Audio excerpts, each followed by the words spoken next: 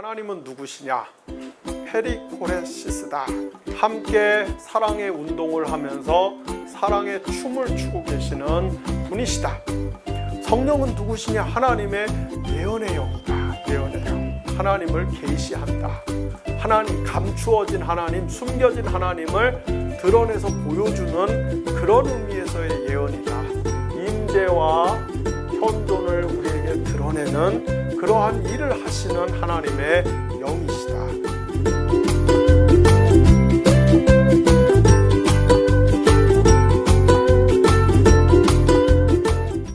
자, 그 요한복음을 받고 사실은 대충 막 훑어봤지만 어쨌든 요한복음 봤어요. 네, 성경 하나를 보는데도 시간이 많이 걸렸는데 바울 서신을 보려면은 얼마나 해야 될 것이 많겠습니까? 그러나 우리는 어쨌든 1시간 안에 끝내야 되기 때문에 이제 날아갈 준비를 이제 하세요. 전용기를 타시고 싱가포르까지 날아갈 준비를 하시기 바랍니다. 자, 오늘 이번 3주간에 걸친 성령론 공부에서도 그렇고 오늘 공부에서도 여러분 계속 머릿속에 여러분이 새겨 넣으실 것은 하나님의 계시가 우리를 구원에 이르게 한다. 하나님을 아는 것이 하나님을 알을 통해서 하나님과 특별한 언약적 관계를 맺고 우리가 하나님의 백성이 되어서 하나님의 자녀가 되어서 하나님의 신성의 모든 충만한 것들을 상속받는 것이 곧 구원이다. 그래서 계시가 하나님의 구원을 발생한다. 여러분들이 이걸 계속 아시죠. 그리고 하나님을 우리에게 계시해 주는 분, 그렇죠? 삼위일체에서 성부, 성자, 성령에서 예수님이 하나님을 계시하는 분이고 성령님은 하나님과 예수님을 우리에게 계시하는 분. 이렇게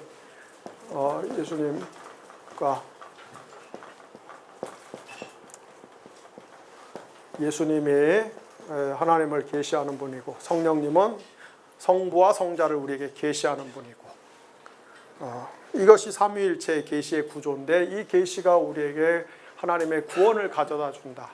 근데 성령이 바로 계시의 에이전트이기 때문에 계시의 실행자고 계시의 중개자, 계시의 전달자이기 때문에 결국은 성령이 하나님의 구원을 우리에게 발생시키는 분이십니다. 그러니까 여러분이 이 구조를 잘 알고 있어야 돼요. 이게 성령이 하시는 가장 본질적인 사역이에요. 성령 그러면 자꾸 뭔가 방언하고 뜨거워지고 이상한 거 보고 그런 게 아니라 그런 은사들도 오지만 그런 체험들도 오지만 더 본질적으로 성령이 하시는 것은 하나님의 계시의 영, 하나님의 예언의 영으로서 우리에게 하나님의 구원을 가져다 주시는 분이다. 그래서 바울도 철저하게 이 구조에 입각해서 성령론을 전개합니다. 아까도 말씀드렸듯이 이게 누가가 바울을 전혀 모르는 사람이 아니고 바울과 별개로 논 사람이 아니고 바울의 바울의 아주 충실한 동료로서 바울의 선교 여행 내내 같이 동역하고 동행한 사람인데 그 누가는 성령에 대해서 굉장히 은사와 능력적인 측면에서 강조를 하고 소개를 하지만 정작 그 누가가 소개하는 성령 사역의 핵심적 위치에 있던 바울은 성령을 철저하게 이 계시의 이 구조에 입각해서 하나님의 구원의 통로로서 우리에게 이야기를 합니다. 그래서 바울이 이야기하는 이 성령은 어떤 존재인가?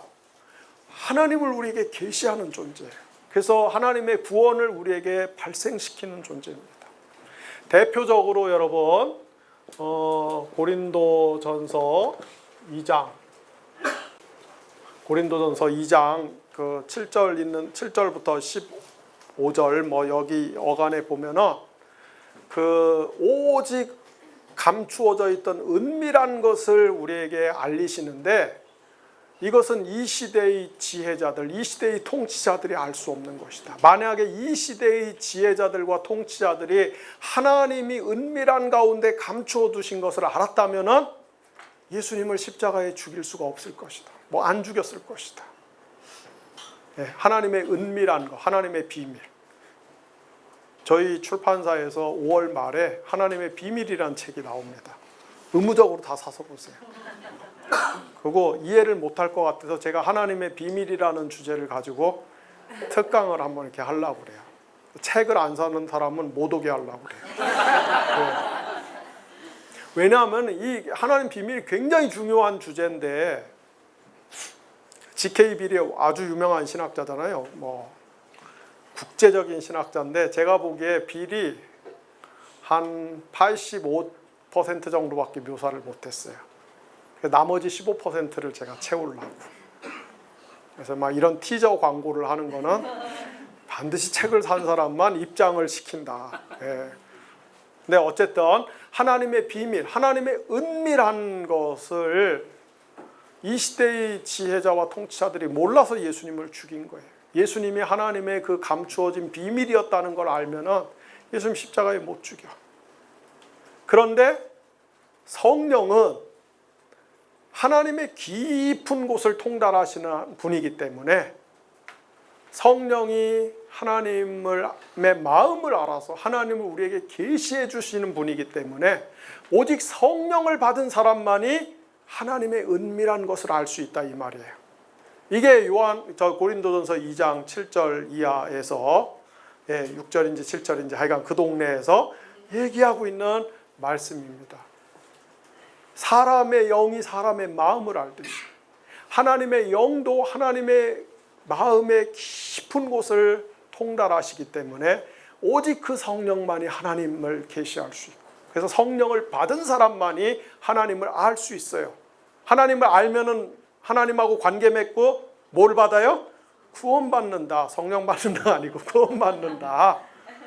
이 구조에서 지금 바울이 성령을 얘기를 해요. 또 이 대표적인 데가 여러분 에베소서 1장 17절이죠. 에베소서 1장 17절.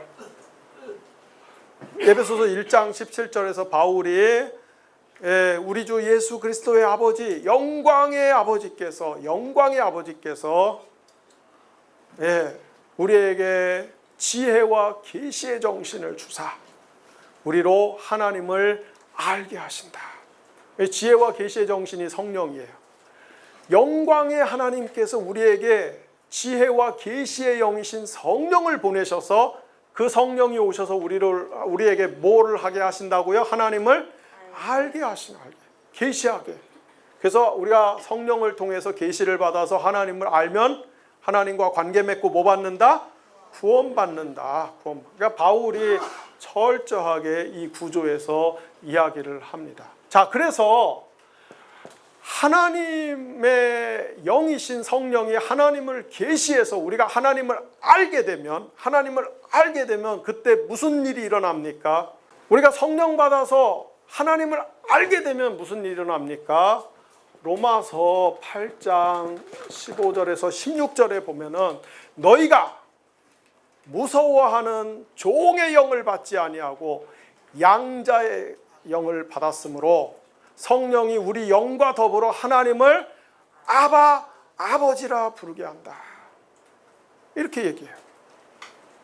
성령이 오셔서 우리에게 하나님을 알려주세요. 그 우리가 하나님을 알면은 하나님이 이게 창조주구나, 하나님이 뭐 절대자구나, 하나님이 뭐 최고신이구나, 하나님이 무한자구나, 하나님이 존재의 존재구나, 뭐 이딴 철학적이고 추상적인 게 아니고 하나님이 아버지시구나, 나의 아버지시구나, 내가 하나님의 자녀구나. 그래서 하나님의 모든 하나님과 우리의 그 사이에 충만한 이 그 언약적 관계 속에서 하나님의 충만한 신성이 다 우리에게 상속이 되는 거예요. 이게 구원이에요. 우리 하나님 성령이 우리 영과 더불어서 하나님을 아빠, 아버지라 부르게 하는 거예요. 이 하나님을 아빠라고 부른다는 말은 원래 복음서에서 예수님이 쓰신 표현이에요. 유대인들은 하나님을 함부로 아빠라고 안 불렀어요. 유대인들은 하나님에 대해서 함부로 말을 하면 이가 굉장히 불경죄예요. 그래서 아까도 얘기했듯이 하나님의 이름 야훼 어디서 왔다고요? 출애굽기 3장 14절 나는 스스로 있는 자니라. 그 히브리어 문장에서 앞 글자만 따서 조합을 한 게 그 야훼예요. 근데 유대인들이 하나님을 야훼로 계시받았는데 하나님 이름을 대놓고 부르는 걸 굉장히 부담스러워하고 불경하게 생각했어요. 그래서 하나님의 성경을 쭉 읽어가면서 야훼라는 이름이 나오면은 전부 그거를 주님이라는 뜻이 아도나이로 바꿔서 읽었어요. 아도나이. 그리고 나중에는 그냥 하나님의 이름이 나오면은 그냥 발음하는 것 자체를 불경스럽다고 생각해서 하나님 이름이 나오면은 하고 넘어갔어요. 성경 읽다 하나님 이름만 나오면 하고 넘어갔어요. 그래서 몇백 년 동안 하다 보니까 하나님 발음을 잊어버렸어요.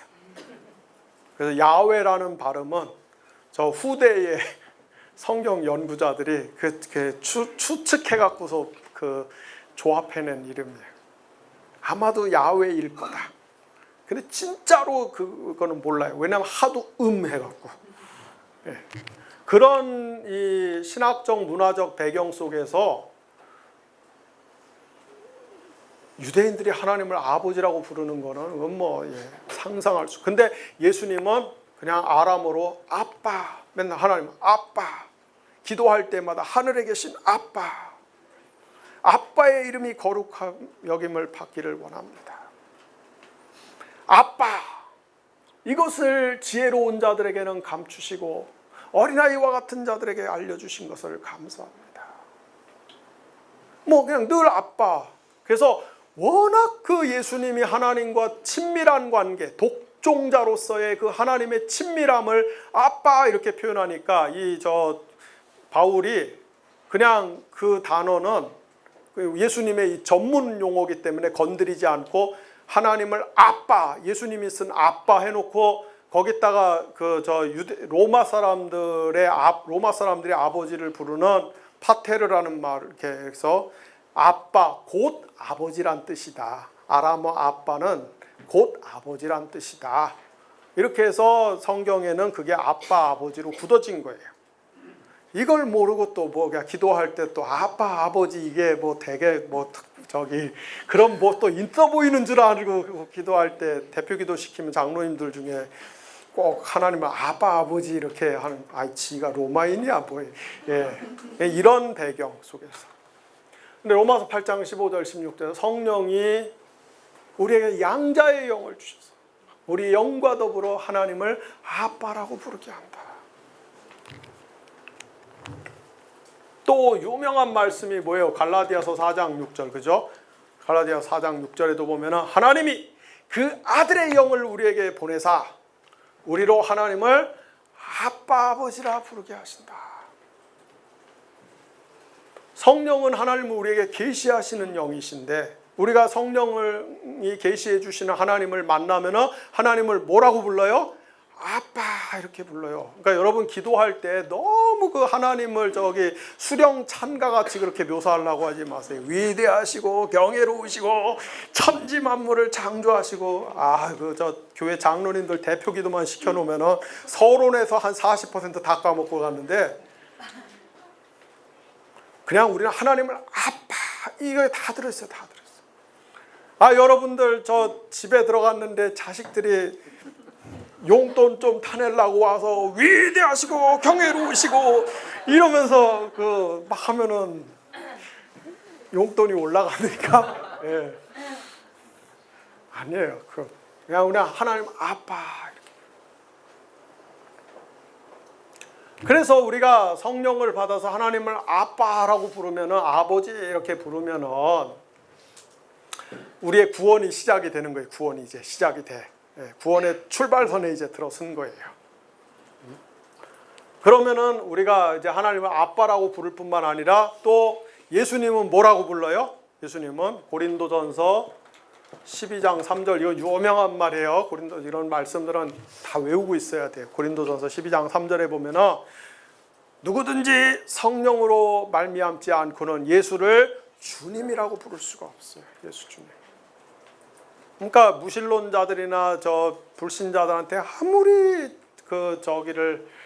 하나님 아버지라고 한번 불러보고 예수님 주님이라고 불러봐도 이게 인간의 힘으로 안 되는 거예요. 성령을 받아야만 되는 거예요. 성령. 예. 그래서 우리가 성령을 받으면 하나님은 아빠라고 부르고 예수님은 나의 주님이다 이렇게 불러요. 주님이다. 이게 우리 구원이 시작되는 거예요. 구원의 출발선에 서는 거예요. 이거를 가리켜서 바울은 하나님이 성령을 우리에게 구원의 첫 열매로 주셨다 이렇게 묘사해요. 이 첫 열매는 보증금, 아라본이라는 말인데 헬라어 아라본인데 보증금 혹은 계약금이라는 뜻이에요. 보증금 혹은 계약. 여러분들 저기 집 살 때 보증금, 계약금 걸듯이, 물건 살 때 계약금 걸듯이, 예, 이거 내가 사겠다, 계약하자 했을 때 이렇게 담보 걸듯이, 그게 아라본인데 그게 첫 열매예요. 그러니까 우리가 성령을 받아서 하나님을 아버지라 예수님 주님이라 고백하면은 그것이 성령이 우리가 구원이 시작됐다고 하는 보증금으로 오는 거예요. 보증금. 네. 그리고 이제 이게 구원이 시작이 돼서 우리 구원이 완성이 돼야 되죠. 구원이 완성. 예, 이미 우리가 소위 말하는 이미와 아직의 그 긴장 관계가 있는데 우리 구원이 완성이 되는 게 어떻게 완성이 됩니까? 두 가지 차원에서 완성이 돼요. 여러분 개인적이고 실존적인 차원과 우주적이고 역사적인 차원으로 나눠져요. 여러분 개인적이고 실존적인 차원에서는 언제? 여러분이 죽을 때, 죽음을 통과할 때. 우리가 우주적이고 역사적인 차원은 언제? 예수님이 재림할 때, 이 세계 역사가 끝날 때 우리 구원이 최종적으로 완성이 되는 거예요. 그래서 우리 구원이 완성이 될 때는 어떻게 됩니까? 바울은 고린도전서 15장 42절 47절에 보면은, 고린도전서 15장 42절 47절에 보면, 자꾸 성경 찾지 마세요. 내가 불안하잖아. 성경 틀렸을까 봐. 15장 42절 47절에 보면은 우리가 종말에 홀연히 부활할 것인데, 이미 죽은 자는 부활할 것이고 그때까지 살아있는 자는 몸이 변화될 것인데, 그 상태, 부활한 상태를 뭐라고 이야기하냐면은 신령한 몸을 입게 될 것이다. 신령한 몸.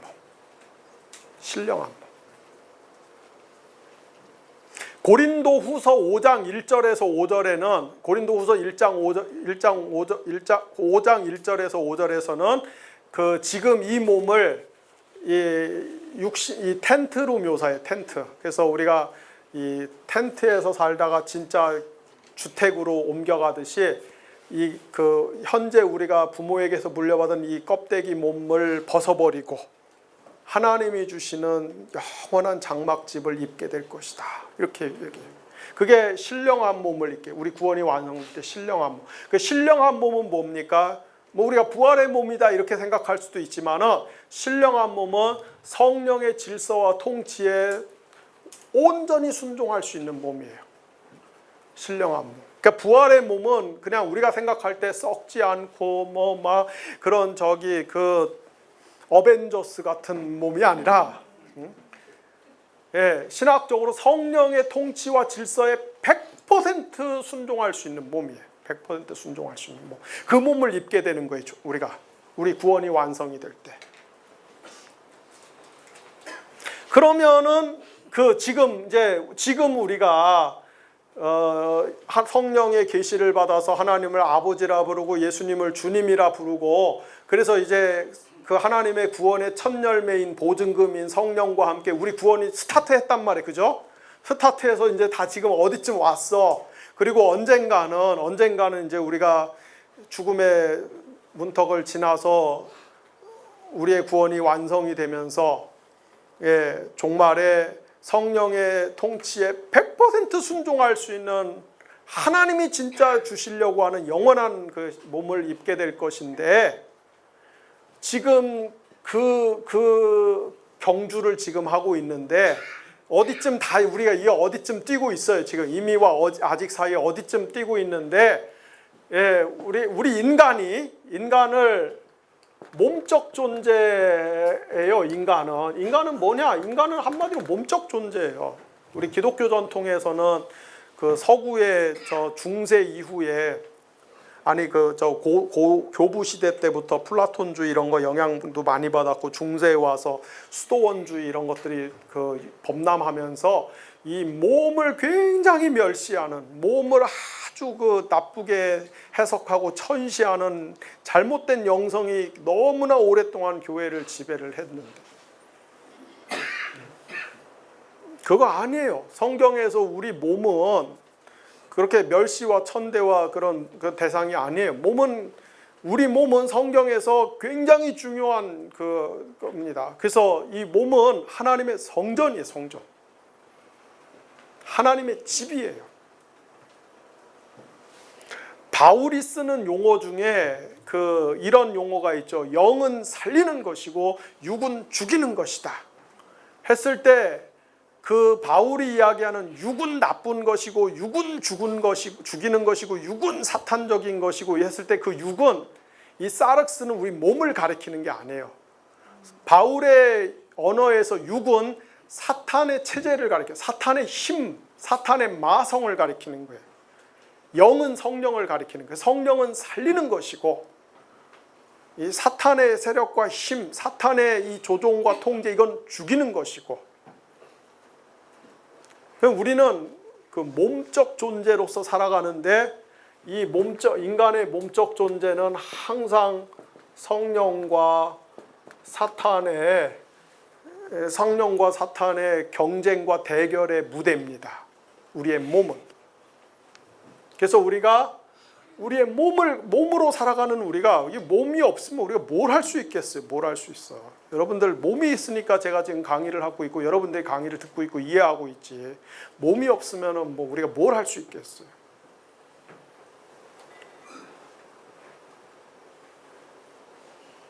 몸적 존재로 살아가는 우리가 성령의 통치에 적극적으로 순종하는 삶을 살면 그게 영적인 삶이고 몸으로 살아가는 우리가 사탄의 지배와 사주에 놀아나면 그것이 육적인 삶을 살아가는 거예요. 그래서 영과 육은 방향성의 문제이지 실체를 이야기하는 것이 아니에요. 우리의 몸이 실체. 그래서 우리는 성령의 첫 열매, 구원의 첫 열매인 성령을 받아서 구원을 스타트해요. 언젠가 구원이 완성이 돼서 하나님의 성령의 통치에 100% 순종할 수 있는 신령한 몸으로 변화될 것인데 그 중간에서 지금 우리는 뭐 하고 있어요? 맨날 성령과 사탄의 대결장으로서 싸움터로 살아가고 있어요. 무슨 말인지 잘 알죠? 네. 난 아니야. 그런 사람 있어요? 진짜 교만한 사람이 그렇죠? 우리의 마음은 우주에서 제일 치열한 싸움터예요. 뭐 한반도가 제일 치열한 싸움터 같고 그 이스라엘하고 팔레스타인하고 가자 지구가 제일 치열한 싸움터 같지만 못지않게 우리의 마음이 성령과 사탄의 세력이 싸우고 있는 전쟁터고 우리의 이 몸으로 살아가는 삶의 현실이 그렇고 그래요. 그래서 바울은 뭐라고 이야기합니까? 바울은 예를 들어서 로마서 8장 13절에서 육신대로 살지 말아라. 육신대로 살면은 그것은 마지막은 죽음이다. 네, 사탄의 통치를 받아서 우리 몸이 성령의 통치를 받아서 살면 우리 몸이 의의 병기가 되는데 사탄의 통치를 받아서 사탄의 도구가 되고 통로가 되면은 그게 육적인 삶인데 그렇게 살면 육신대로 살면은 그 마지막은 뭐다? 죽음이다. 갈라디아서 4장 17절에는 뭐예요? 육체의 소욕과 육의 소욕과 성령의 소욕은 늘 서로 싸워. 그래서 육의 소욕이 성령의 소욕을 거스리고 성령의 소욕이 육의 소욕을 거스리는데 그러나 여러분들은 육의 소욕을 따라 살지 말고 성령의 열매를 맺는 삶을 사십시오. 5장 17절인가요? 4장 17절이 아니라 갈라디아서 5장 17절에 보면은 뭐 그런 이야기.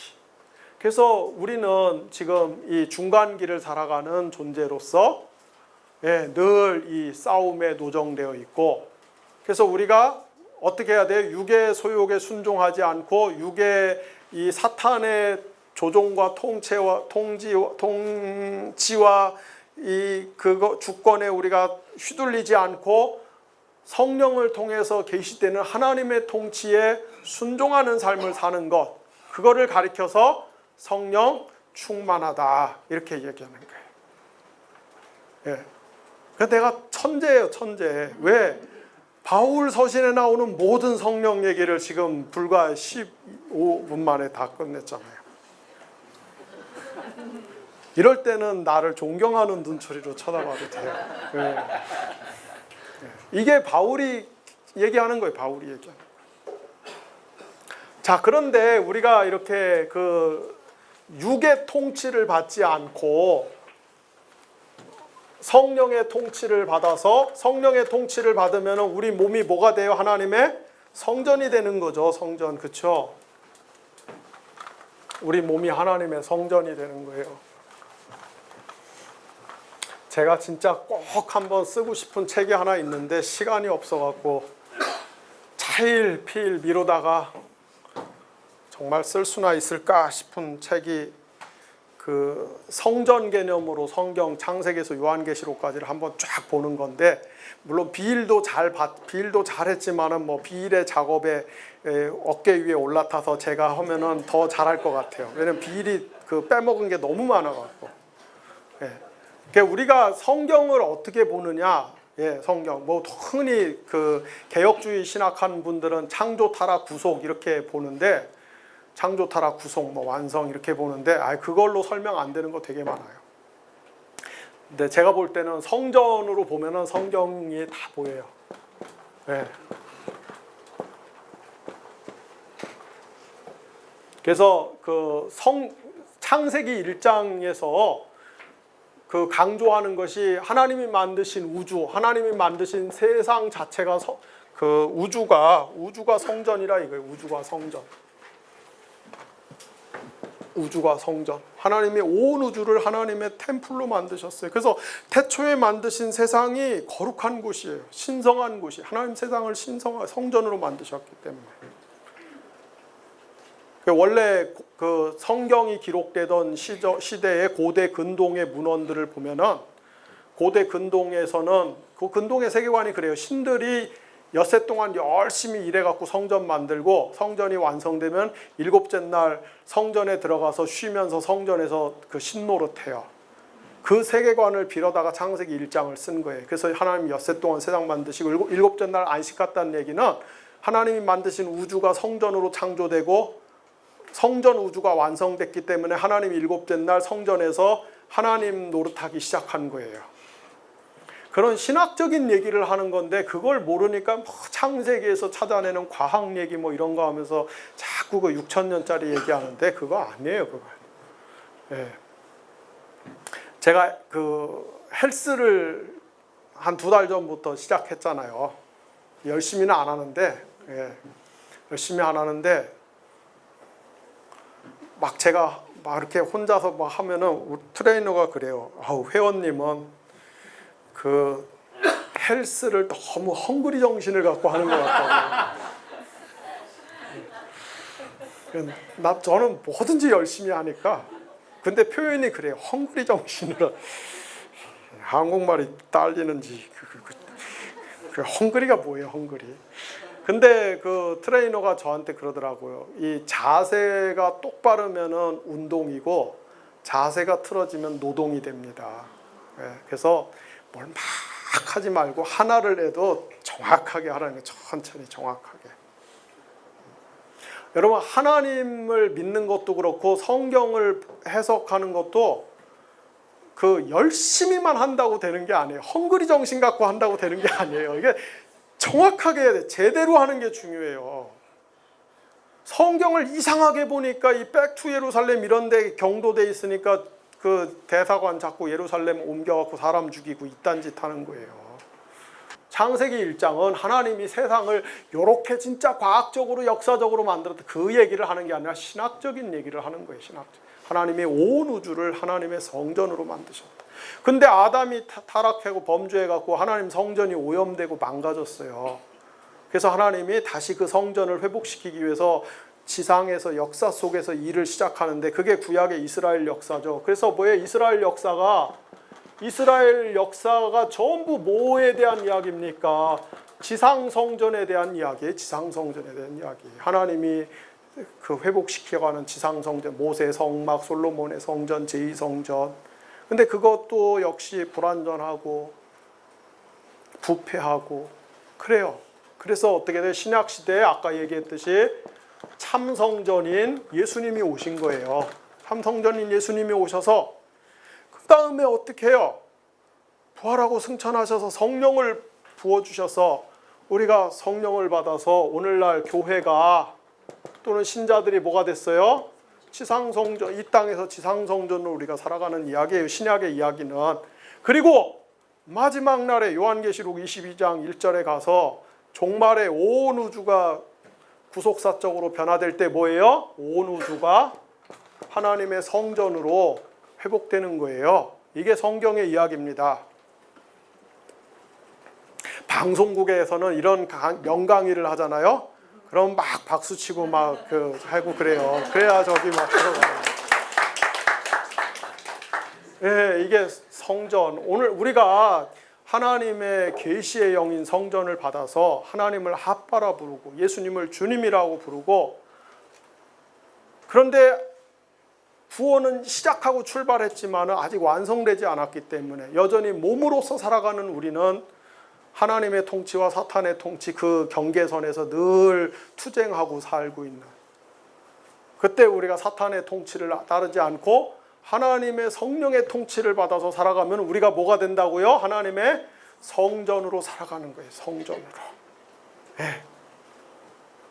이거를 다시 우리의 구원의 구조와 다시 연계해서 이야기를 하면은 다시 첫날 우리가 잠깐 강의했던 걸로 또 다시 돌아가면은 이런 거죠. 우리가 구원받으려면 믿어야 된다고 그래요. 그죠? 예수님 믿어야 된다. 뭐 그래야 구원받는다. 이렇게 이야기해요. 우리가 믿는다고 했을 때 뭐를 믿는다고요? 예수님의 십자가와 부활의 사건이 나를 위한 사건, 우리를 위한 사건, 나를 대신하는 사건, 우리 모두를 대표하는 사건이라는 걸 믿는 거예요. 믿는 거. 그게 내가 예수님을 믿습니다. 예수님을 통해서 우리에게 주신 하나님의 구원을 믿습니다. 이 의미예요. 이 의미. 예, 예수님의 십자가의 죽음과 부활이 우리의 유익을 위해서 나를 대신하고 우리 모두를 대표해서 하나님이 하신 구원의 사건임을 믿습니다. 이걸 믿어요. 그러면은 믿음은 제가 지지난 시간에 뭐라고 이야기했어요? 믿음은 우리를 하나님과 예수님과 연합시킨다. 예수님과 연합시켜. 믿음의 기능은 항상 예수님을 연합시키는 거예요. 그래서 여러분 우리가 내가 예수님이 나를 위해서 죽고 부활하셨다는 것을 믿는다는 증표로 여러분들이 교회에서 다 뭐 받았어요? 세례 받죠. 세례. 그러니까 믿음의 증표로 세례를 받아. 그 갈라디아서 3장 27절에서 갈라디아 3장 27절에서 바울은 우리가 세례 받는 것을 어떻게 표현하느냐? 예, 첫날은 제가 퍼포먼스 할래다 말았는데 그리스도로 옷 입는 거라고 그래요. 그리스도 속으로 들어가서 그리스도로 옷 입는 거. 그 갈라디아 3장 27절에 우리가 세례를 받아서 그리스도 속으로 들어가서 그리스도로 옷 입었다 이렇게 이야기해요. 여러분, 제가 예수 믿고 세례 받기 전에는 이렇게 예수님이라는 옷과 이렇게 동떨어져 있었어요. 그런데 제가 예수님 믿고 예수님 십자가의 죽음과 부활을 믿고 세례 받고 세례 받으면 뭐 해요? 예수님 속으로 들어가서 이렇게 예수님으로 옷 입는 거예요. 옷 입어. 그러면은 하나님이 나를 보셨을 때 예수님으로 내가 옷 입고 있기 때문에 예수님의 구원의 의가 다 나에게 전가되고 덧입혀져서 하나님이 나를 보셨을 때 예수님처럼 봐주시는 거예요. 왜? 내가 예수님 속으로 들어가서 예수님으로 옷 입고 있기 때문에. 그래서 하나님이 우리를 정죄하시는 것이 아니라 의롭다고 해주시는 거예요. 이게 갈라디아서 3장 27절에서 바울이 그게 구원이에요. 그게 구원. 그렇죠. 하나님이 우리를 정죄하시는 게 아니라 우리가 예수님 옷 안 입고 그냥 자연적인 나면은 하나님이 보셨을 때 죄인으로서의 내가 보이는데 예수님을 옷 입고 있기 때문에 하나님이 우리를 예수님처럼 봐주시는 거. 예수님이라고 보는 게 아니라 예수님처럼 간주해 주시는 거. 그래서 우리를 의롭다고 여겨주시는 거. 예수님의 의가 우리에게 덧입혀지고 전가되었기 때문에 이게 구원이에요. 이게 구원. 그래서 믿음은 항상 우리로 예수님 속에 들어가서 예수님과 연합하게 만들어요. 그래서 우리가 예수님처럼 보이기 때문에 구원받는 거예요. 하나님은 의롭다고 여겨주기 때문에. 그런데 이렇게 해서 그 믿음을 통해서 예수님과 연합한 사람은 그 다음에는 뭐예요? 예수님의 이거를 이제 골로새서에서는 골로새서 1장 15절 16절에서는 뭐라고 표현하냐면은 이거를 주권의 체인지로 표현해요. 주권의 체인지. 이게 뭐예요? 우리가 흑암의 나라에서 예수 믿기 전에는 흑암의 나라의 백성이었는데 예수 믿고 나서 하나님의 사랑하는 아들의 나라로 우리의 시민권이 옮겨졌다 이 말이에요. 그래서 우리의 주권이 바뀌었어요. 우리 국적이 바뀌었어요. 국적이. 사탄의 통치를 받던 흑암의 나라의 백성에서 예수님의 통치를 받는 하나님의 사랑의 아들의 나라로 옮겨졌어요. 국적이 바뀌었어요. 국적이 바뀌어졌기 때문에 시민권이 바뀌어졌기 때문에 구원받은 이후에는 우리가 어느 나라의 국법대로 살아야 돼요? 예, 하나님 나라의 법대로 살아야 되는 거예요. 하나님 나라의 법대로. 그게 우리가 흔히 이야기하는 그리스도의 주재권이라는 겁니다. 예, 그리스도의 로드십. 우리가 얘기하는 로드십. 우리가 예수 믿고 우리의 영적인 국적이 바뀌었기 때문에 소속이 바뀌었기 때문에 더 이상 흑암의 나라의 백성의 법을 따라 사는 게 아니라 하나님 나라의 시민의 법을 따라 사는 것. 예. 그런데 우리가 하나님 나라의 백성으로서 그리스도의 통치권 아래 살아가는 그 능력과 힘을 누가 주시냐? 성령이 주시는 거예요. 성령이 주셔야만이 그게 가능한 거예요. 성령이 주셔야만. 우리의 육신의 힘으로 되는 게 아니에요. 성령이 주셔야만 가능한 거예요. 그래서 우리가 그 성령을 받아서 성령이 충만해서 하나님 나라의 하나님의 사랑하는 아들의 나라의 백성으로 살아가면은 우리 개인적으로 또 공적으로 우리의 삶에서 어떻게 우리가 그 하나님 나라의 법을 실현하며 순종하며 사는가. 그래서 이제 우리가 개인적으로 아까 쭉 이야기했듯이 성령을 받아서 우리가 육신의 소욕을 이기고 육신의 행실을 죽이고 거기 보면 바울이 많이 이야기잖아요. 육신의 행실, 시기, 질투, 분쟁, 당짓는 것 등등등등등등 이런 것들. 이런 하나님 나라의 백성, 성령 충만한 삶이 아니다. 그렇게 살지 말아라. 성령의 열매를 맺어라. 이런 삶.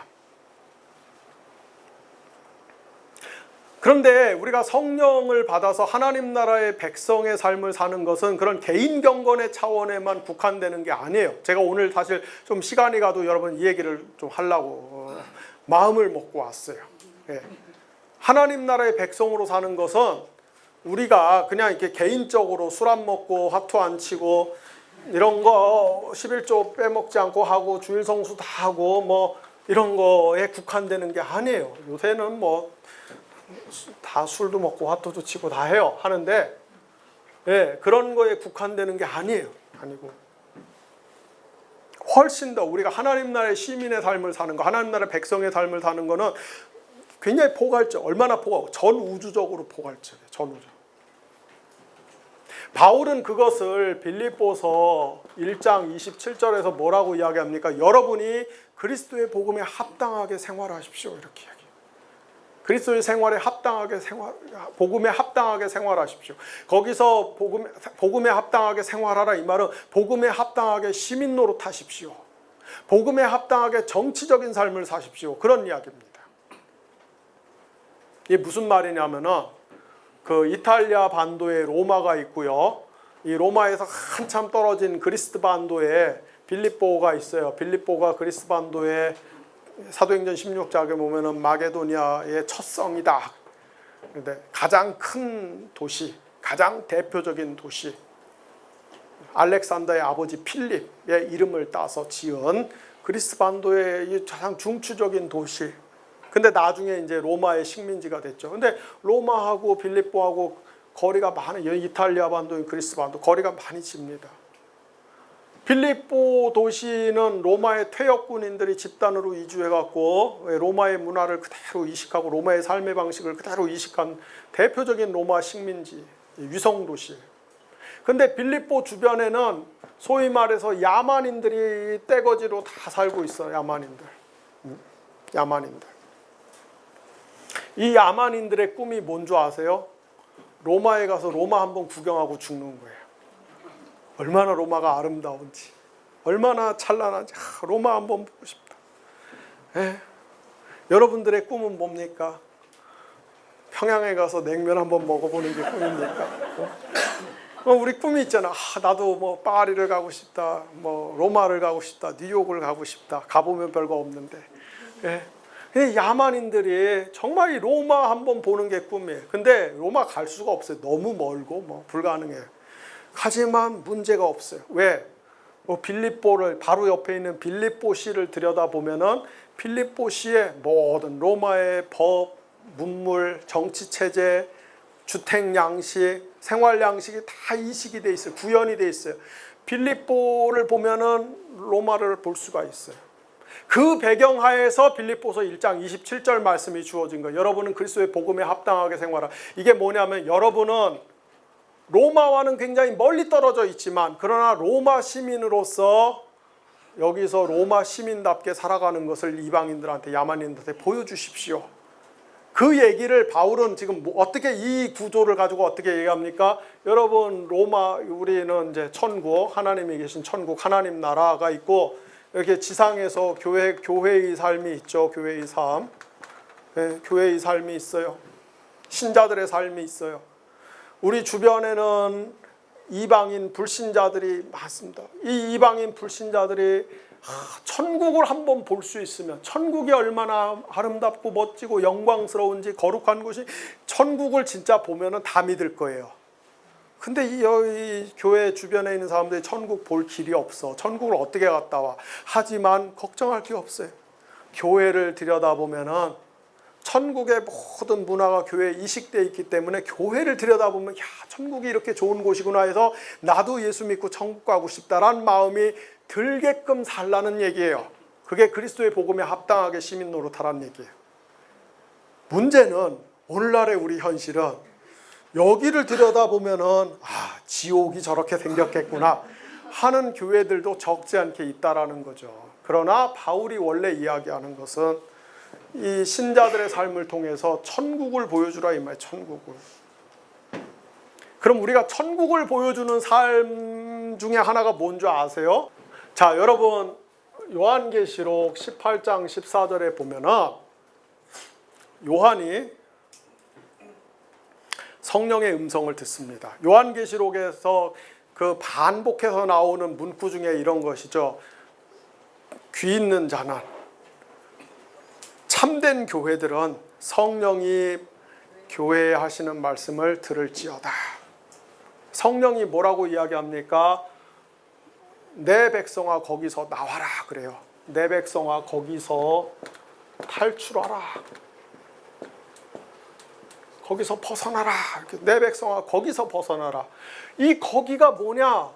요한계시록 17장 18장에 보면은 이 거기가 잘 묘사가 되어 있는데, 예를 들면 17장 1절, 17장 4절 등등에 보면은 큰 음녀다, 큰 성 바벨론이다, 뭐 이렇게.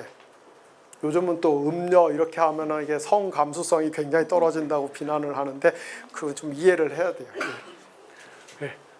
17장에 큰 음녀, 큰 바벨론, 많은 무리에서 앉아갖고 열국을 다스리는 곳, 사치스러운 곳, 교만한 곳, 땅의 임금들이 더불어서 향락을 누리던 곳.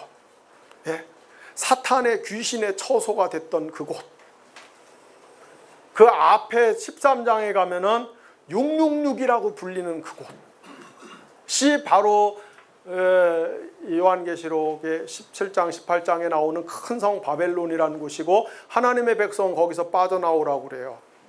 그래서 17장 18장에서 묘사되는 이런 귀신의 처소, 열국과 더불어 향락과 사치를 누리다, 그 다음에 마지막으로 그리스도께 심판을 받아서 철저하게 망하고 망신당하고 그 이를 갈며 슬피 우는 그곳은 뭐냐면은 로마예요. 로마. 시약 성경은 이 로마와 로마 황제를 666이다 이렇게, 계시록은 666이다 이렇게 불러요.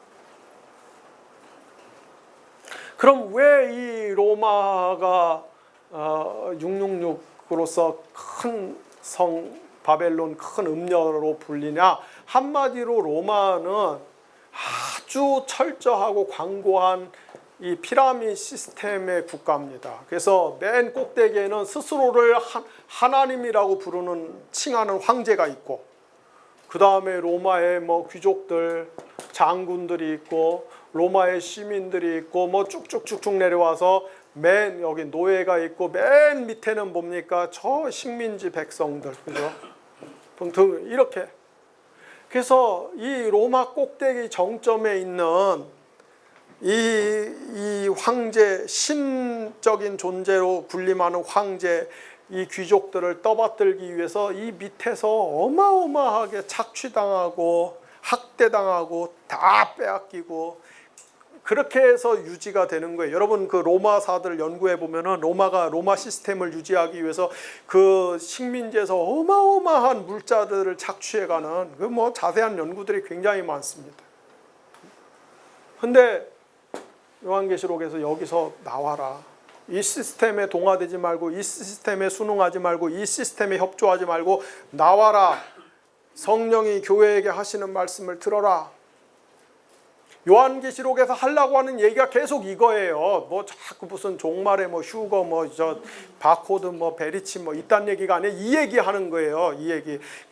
이 요한계시록의 그 신자들이, 소아시아 신자들이 이 시스템 속에서 자꾸 안주하고 이 시스템의 혜택을 받고 이 시스템에 협조하면서 여기서 자꾸 그 살라고 하니까, 아니야, 이건 사탄적 시스템이야, 이걸 거부하고 나와. 만약에 그것 때문에 죽게 되고 순교하게 되면은 그것까지도 감수해야 된다.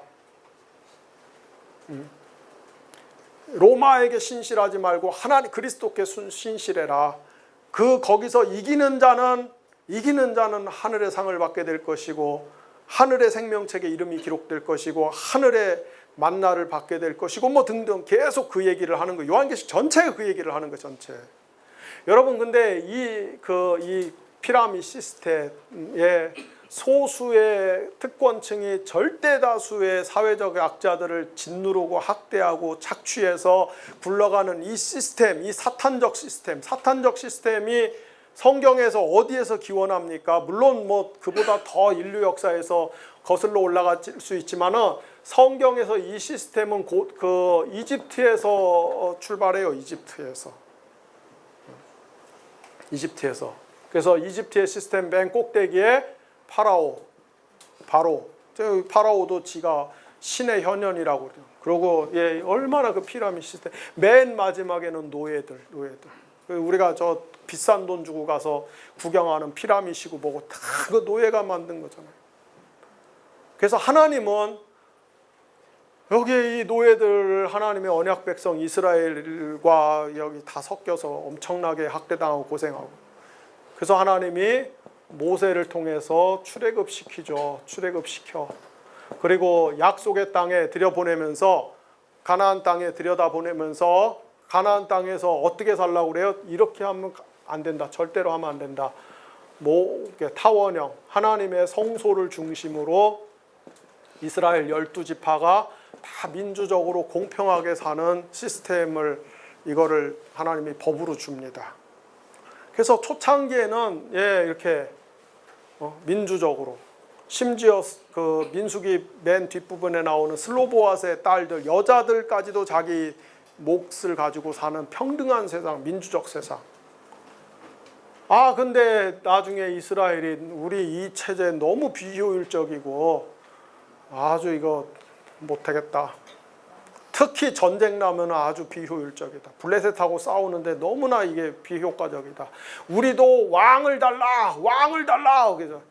그래서 사무엘이 왕이 생기면은 이게 도입이 되는데, 이 시스템이 도입되는데 안 돼. 그런데 하도 왕 달라고 그러니까 할 수 없이 하나님이 허락을 하시죠. 그래서 이 시스템을 일부 도입을 하시지만은 하나님이 이거를 견제하기 위해서 예언자 제도를 도입을 해갖고 왕들이 지나치게 일로 가지 못하도록 하나님 차단을 합니다. 이스라엘.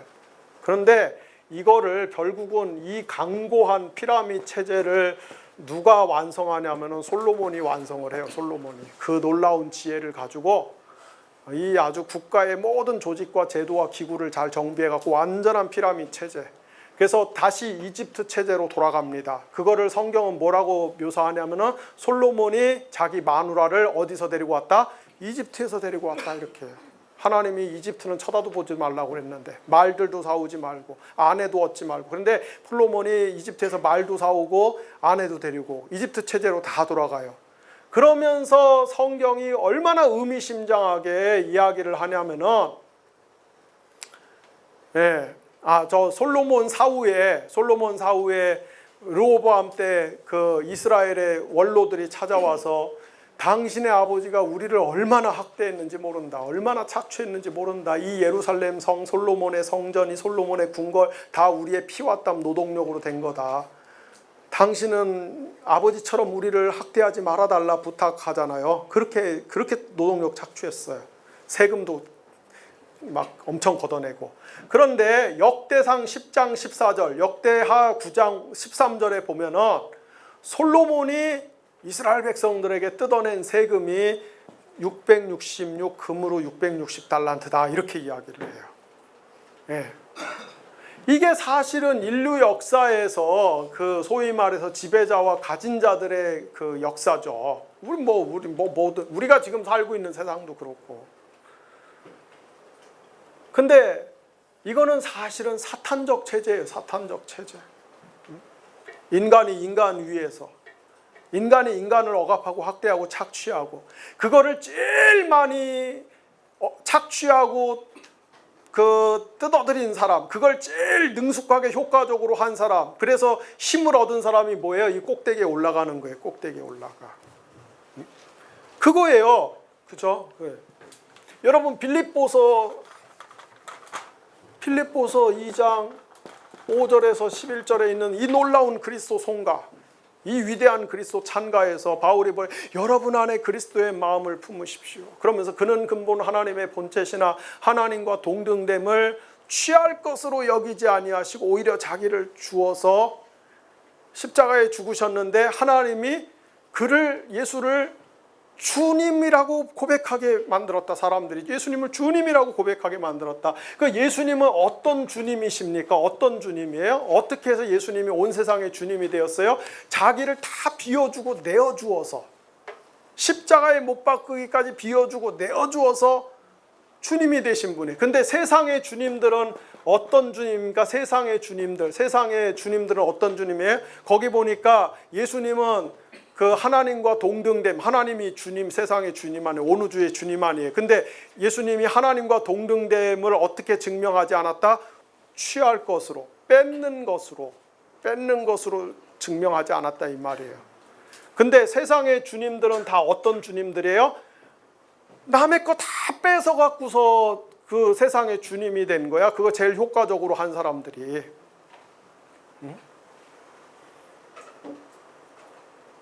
세상에 이게 다 빼앗아서.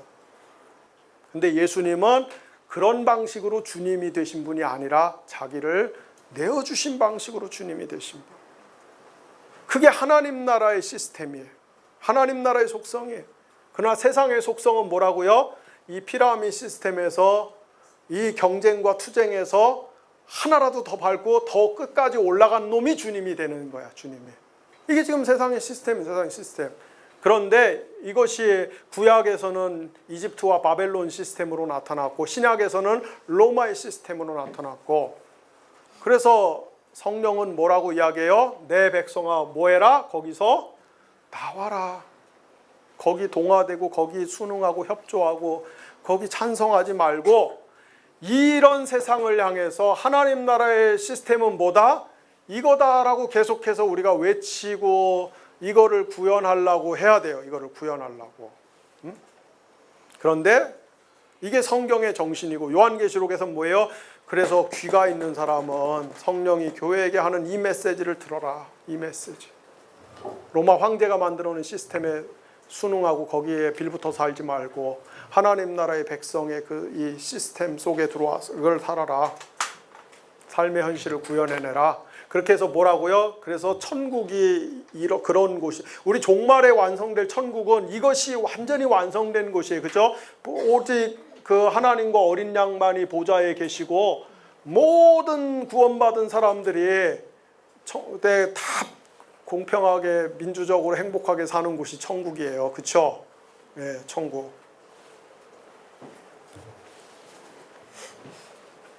그래서 우리 교회는 뭐예요? 교회는 이 땅에 있지만 천국이 그런 곳이라는 것을 교회에서 보여주는 거, 세상 사람들한테 보여주는 거, 그런 곳이 돼야 돼요. 이게 성경의 가르침이에요. 그 복음을 전하는 것이고, 그래서 그의 우리가 개인적인 경건을 위해서도 그 마귀의 통치와 싸워야 되지만은 이 세상의 이 정치 경제 시스템, 사탄적 시스템하고도 싸우면서 우리가 우리의 성화를 이루어 가는 것이죠. 성령의 통치 아래 사는 삶을 사는 것이죠. 이게 신약의 가르침이에요. 그런데 이런 얘기를 하면은 이제 이게 빨갱이, 뭐 종북 좌파, 막 이런 낙인을 씌우고 공격하고, 예. 그래놓고 실제로 자기들이 하는 거 보면은 전부 이 사탄적 시스템 속에 들어가서 거기서 떨어지는 떡고물 먹고 살면서, 아니 한국 교회가 얼마나 그 교회 문화와 구조가 이 사탄적 시스템이에요. 담임 목사, 제왕, 예, 당회에서도 그 또 수석 장로, 돈 만지는 장로들, 예, 그런 장로들, 그 밑에 그냥 뭐 안수 집사회, 권사회, 다 그, 예, 질서 조직 만들어 놓고 숨 못 쉬게, 예, 그렇게 하는 사탄적 시스템이죠. 그게 아니에요. 거기다가 우리 저 북한도 뭐 대표적으로 이런 나라죠, 이런 나라. 한국 교회 북한하고 굉장히 닮았어요. 그래서 세습하는 거예요, 그죠? 세습하고. 우리는 그게 아니고 우리는 이거를, 예. 그래서 물론 역사 속에서 이게 구현되는 거는 굉장히 제한이 있습니다. 왜? 우리의 죄성 때문에. 그러나 아주 불가능한 것은 아니다. 그것이 가능했던 때가 있었다라는 걸 성경이 얼핏 보여주는 게 뭐냐면은 오순절 사건이에요. 오순절. 그래서 성령이 그냥 강력하게 부어지니까 뭐예요? 사람들이 유무상통하면서 이 희년 공동체를 만들어내요. 근데 아주 일시적이죠. 일시적. 네. 힘들어요. 제가 아는 목사님 한 분은 저기 충청도하고 경상도에서 이 공동체를 이루어서 농사 짓고 저기 하면서 사역하는데 20년 전에 서울에서 이렇게 공동체 식구들 의기투합된 사람들하고 내려가서 충청도 보은에서 그 공동체 시작해갖고 처음 5년 동안 얼마나 고생했는지 정말 고생을 아주, 먹을 것도 없을 정도로 그렇게 아주 애들 먹일 것도 없을 정도로 고생을 많이 했대요. 그래서 너무 힘드니까 나중에는 이제 공동체에 막 갈등이 생겨갖고 갈등이 너무 커진 거예요. 그래서 이제 절반으로 딱 나눠져갖고 절반은 우리가 원래의 이 공동체를 일굴 때의 그 정신처럼 모든 재산을 공유하는 것이 하나님의 뜻이다. 끝까지 지켜야 된다. 절반은. 나머지 절반은 아니다. 부분적 사유재산을 인정하는 것이 하나님의 뜻이다. 갈라져 갖고 너무 갈등이 심해져. 더 이상 공동체 유지할 수 없을 정도로 돼갖고 안 되겠다. 우리가 깨지는 한이 있더라도 끝장 토론을 하고서 결론을 내고서 가야겠다. 그래서 다 모여갖고서 아침부터 저녁까지 토론을 했는데 답이 안 나와요. 이게 뭐 거품 물고 싸우는 거예요. 절반은 뭐 공유재산, 절반은 사유재산 인정. 다음 날 모여서 또 아침부터 저녁까지 계속 싸웠대요. 답이 안 나. 그 다음 날 아침부터 저녁까지 또 계속 싸웠대. 답이 안 나. 그 다음 날 모여서 또 계속 싸우다가 갑자기 성령을 받아갖고 전부 다 한 4시간 동안을 바닥을 떼굴떼굴 구르면서 엄청나게 회개기도 했대요. 형제를 미워하고 막 이런 싸운 것 때문에. 전부 굴러다니고 회개기도 하고서 다 모여갖고서 성찬식하고 식사하고, 예. 그 다음 날 모였는데 한 명도 생각이 안 바뀌었더래요.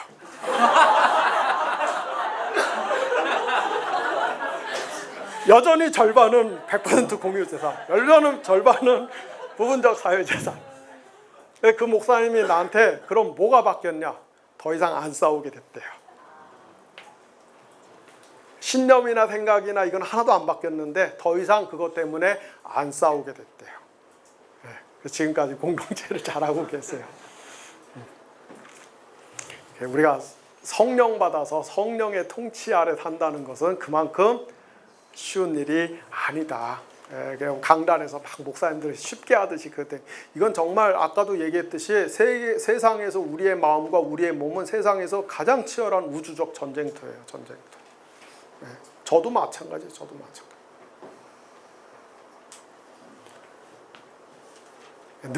늘 싸우는 거죠. 늘 싸우는 거. 힘겹게 한 걸음씩 뛰는 거죠. 힘겹게 한 걸음씩. 그러나 바울은 이것만 하고 마칩시다. 바울은 동시에 우리에게 뭐라고 격려하고 권면합니까? 빌립보서 3장 14절에 보면은 표대를 향해 뛰십시오. 그래서 위에서 부르신 부름의 상을 받으십시오. 이렇게 이야기해요. 표대를 향해서 뛰십시오. 위에서 부르신 부름의 상을 받으십시오.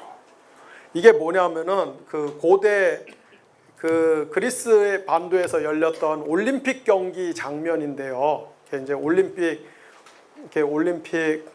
이 경기가 있고 여기 이제 이렇게 관중석 스타디움이 쭉 있잖아요. 그러면 여기 맨 꼭대기에는 황제가 앉아 있어요. 황제가 앉아 있고 여기서 이제 100m 경기가 열려요. 그리스의 모든 도시를 대표하는 최고 스프린터들이 나와갖고 100m 경기를 해. 그래서 땅 해갖고 여기 표대 목표까지 100m 땅 목표까지 해서 1등을 하면은 요 황제 옆에 있는 신하가 큰 소리로 외쳐요. 아무개 도시에서 온 누가 1등을 했으니 올라와라. 그러면은 그 소리가 끝나기 무섭게 황제 옆에 쫙 도열해 있는 군악대가 빰빠밤빰빰빰 막 나팔을 불러줘요. 그러면은 1등한 우승자가 계단을 올라서 황제 앞에 딱 서면은 황제가 월계관을 씌워주는 거예요. 면류관을 씌워주는 거예요. 그 바울이 이 그림을 빗대서 이야기를 하는 거예요. 내가 지금 이 땅에서 신앙의 경주를 하고 있는데 나는 목표를 향해서 1등을 하기 위해서 전력을 다해서 뛴다. 1등을 하려고 전력을 다해서 설레 뛰지 않는다. 나는 혼신의 힘을 다해서 뛴다. 아마 헝그리 정신으로 뛴 것 같아요. 그래서 바울의 목표는 1등이에요. 1등. 왜? 1등을 해서 자기가 1등을 하면은 하나님이 하나님의 옆에 있는 천사가 다소 출신 바울이 신앙의 경주에서 우승을 했으므로 올라와라. 그러면은 바울은 자기가 하나님의 그리고 이제 나팔이 막 그럼 바울은 하나님의 올라가서 하나님 앞에서 이 면류관을 받는 것이 그 바울의 꿈이었어요. 그래서 바울이 그 사도행전 20장과 디모데전서 후서에서 그 자기 생애 말년에 뭐라고 이야기합니까? 내가 달려갈 길을 다 마치고 선한 싸움을 다 싸우고 그래서 이제 나를 위하여 예비된 의의 면류관을 받을 것이다. 저 위에서 부르신 부름의 상을 내가 받기를 원한다. 그래서 저와 여러분도 늘 비틀비틀 가지만은 그러나 우리의 마음에 또 뭐가 있어야 돼요? 이런 목표의식. 그래서 우리도 성령이 충만해서 하나님의 통치에 자꾸 순종하며 살면서 종말에 하나님이 여러분들의 이름을 부르면서 승리의 숨으로 올라와라 그러면은 하나님의 보좌 앞에 가서 다 그 월계수관을 하나씩 쓰시는 그런 분들이 되시기를 바랍니다.